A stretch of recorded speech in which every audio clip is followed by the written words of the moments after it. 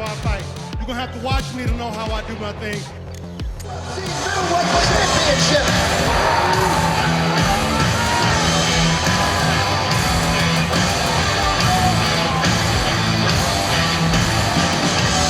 And his opponent is the reigning, defending, undisputed UFC middleweight champion of the world,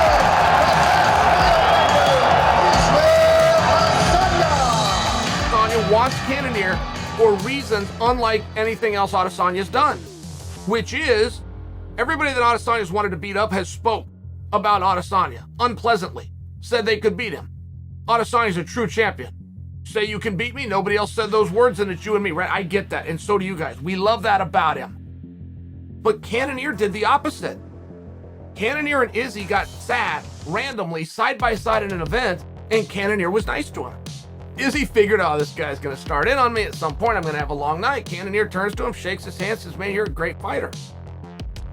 4 hours later, they're friends. And Izzy even told the media, he said, if I ever have an opportunity that I get to give to somebody, I'm giving it to that guy because I like him. Okay, now that's a cool story. It's the opposite of a fight promotion, but there's something there. There's something if harvested just correctly. The reason I'm throwing wet water on this, I don't know. That's between those guys, and it was a game that Sean decided he didn't want to play.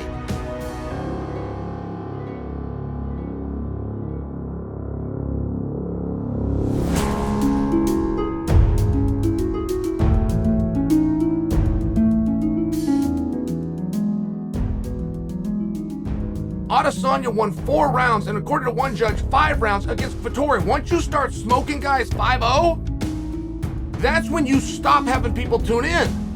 It's not great.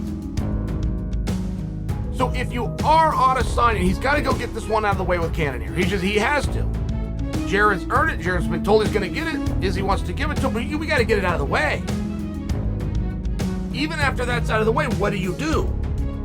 I mean, again, if you want to go back to Roy Jones, he finally walked away. If you want to go back to John Jones, he threw the goddamn belt back and said, I'm out. I'll be back when you guys want to see me more. Supply and demand. There's a little demand and a whole bunch of supply. Take the supply away, come back later. You just fulfilled the greatest principle in all of economics. So who is going to make some interest for Israel Adesanya? Because I saw a guy who did just that 4 days ago. That guy's name is Colby Covington. And Colby was laughed at. Hey, fake news, man! Well, I don't want to wait till November 2nd, Madison Square do it. It's Madison Square Garden. We can do it tonight. We can do it right now. Where are you at? Laughed at. He was told that's not his division. But I didn't see one middleweight in that division say, Colby, why don't you come on up? Believe me, if I was sitting at 185 and I was one of the boys, and a 70-pounder spoke about my division, whether it was about me directly or not, he'd have heard from me quickly. Not one middleweight said a word.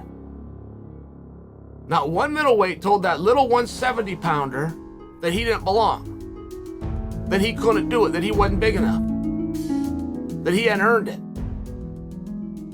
The champion did not even say any of those words. Now, the champion gets a pass because his plate is full, and he did weigh on a 70-pounder earlier in the same week named Chimaev, where he was very complimentary. I'm talking about Adesanya. He was very complimentary. He said, but I'll worry about him when I have to worry about him. He's not in my division right now. Do you know how many problems Colby Covington solves for Israel Adesanya, at least in the short term? Because if those plans aren't put in place in the short term, the long term doesn't look good. Israel Adesanya should have just, oh God, he should have been, and I bet you was. I bet you he put his hands on his face. I bet you he sighed a breath. I bet you he couldn't believe that the fellow middleweights let a 170-pounder talk about the division that way. Because that's just a sign for things to come. Okay, what middleweight is going to be next after Jared? Okay, one that's absolutely silent about a 70-pounder coming up and taking your spot away. You didn't even defend your throne against a 70-pounder. You made Dana White do it for you? And you're going to be in my future? One of the great talkers in all of sport has to go against somebody that got pushed around by a 70-pounder? Colby Covington solves some problems for Izzy Adesanya. And Colby Covington has a problem, which is he has a golden ticket that says he is the #1 contender in the world, but doesn't get a fight for the strap. Those two need each other.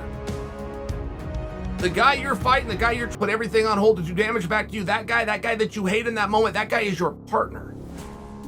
If you want to do big business, you need the right partner. You need a partner that's going to do his end of things. It would be very hard to think anybody could out-media Israel Adesanya. That anybody would get more requests on bigger platforms and scream from the rooftops more than Izzy. He's great. Unless that opponent's Colby Covington. Colby Covington tried to stake his claim at 185 pounds, and you bitches at 185 let him do it. Playgrounds I grew up on, that means Colby's the guy. All he needs is the blessing of Adesanya. Adesanya's not going to flinch for a 70-pounder because you don't punch down. I understand that. Everybody here has done what they're supposed to do except us, the community, who allowed this to be dismissed. You can dismiss an idea all that you want. When a 170-pounder calls out the king of a division and none of